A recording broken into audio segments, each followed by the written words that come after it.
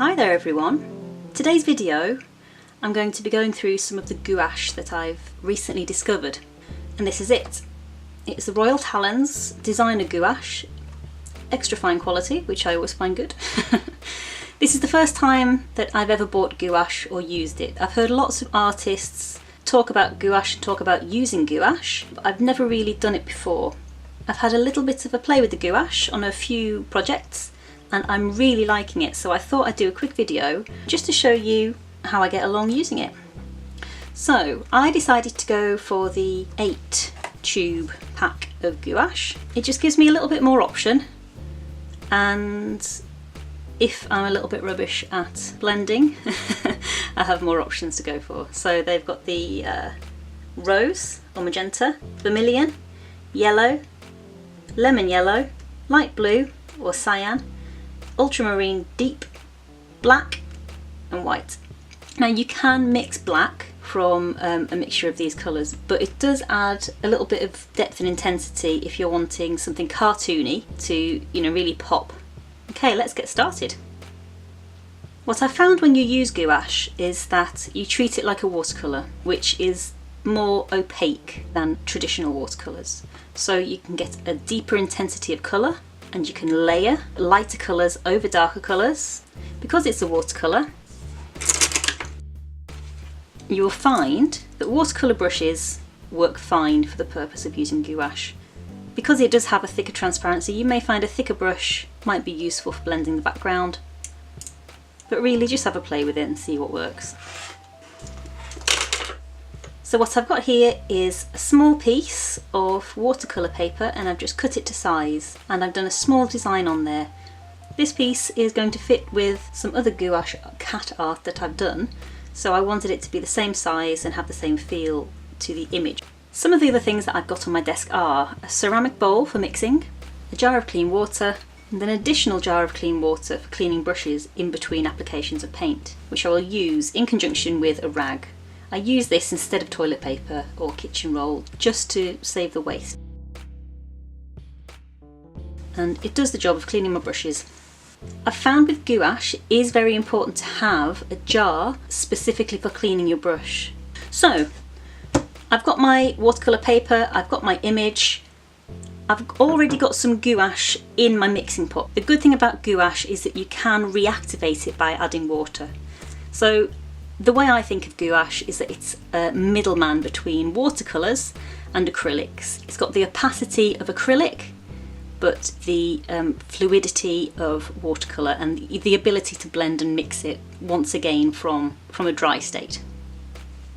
So I've decided in this picture that I want to have the background going from green through to blue to the outside. So looking at my pre-mix pot, I do have a bit of green here, but I might just mix some more, so I've got plenty to be getting on with. I'm going to use the lemon yellow just to make it nice and bright. The ultramarine, let's see what that does. Now looking at that, that's a muddier green than I wanted to go for. So I'm going to clean my brush. So let's try lemon yellow with the light blue.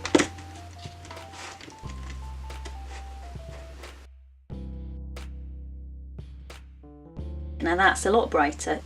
Because I want it fading into the blue, I might just get a little bit of blue ready on my palette. I'm using the light blue that I used to mix this green, so hopefully it should be a little bit more consistent. So what I'm going to do is start applying this.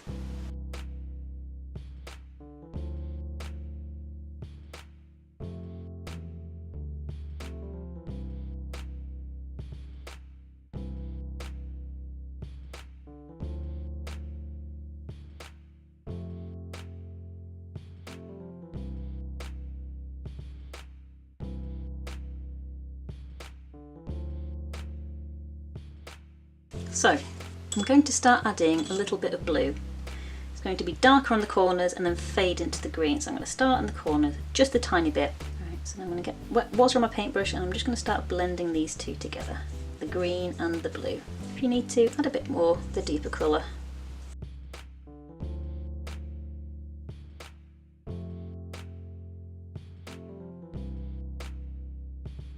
think I added quite a lot of water. Do you see how it's created like a halo effect? It hasn't blended well.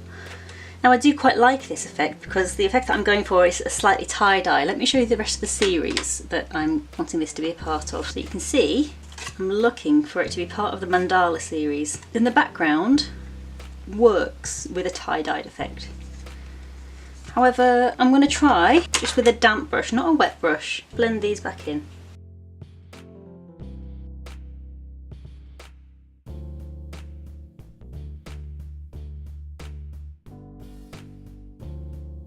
So if we take a look at the previous cats, based on my own cat Dave, you might notice him with his little chin dot, his darkest bits are blue. I've kept it quite thin, a bit washy, and then I've used the same paintbrush but a little bit more washed out with water to create shadows on his white fur. I'm going to put the ultramarine next to the existing black that I've got on my palette because then I will be able to darken it off if I do need to. Remember, you can always add more paint onto a thin wash.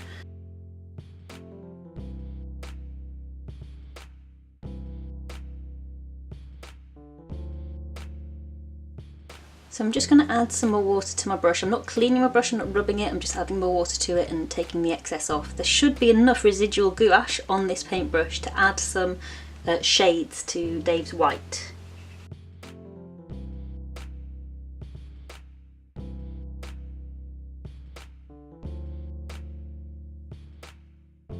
So that's all dried now.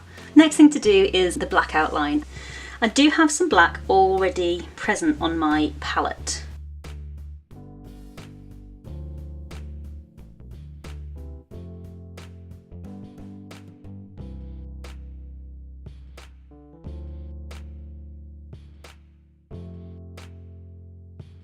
The next thing to do is to add a mandala pattern.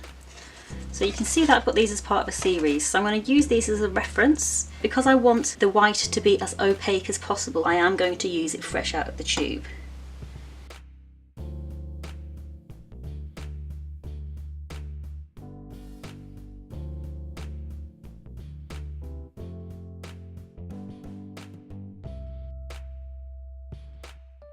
So there we have it, my mandala cat, part of my mandala cat series. And I think it really goes to show how opaque the gouache can be and actually how thin and watercoloury the gouache can be. So why don't you give it a go? I found the gouache to be a really useful addition to my art box.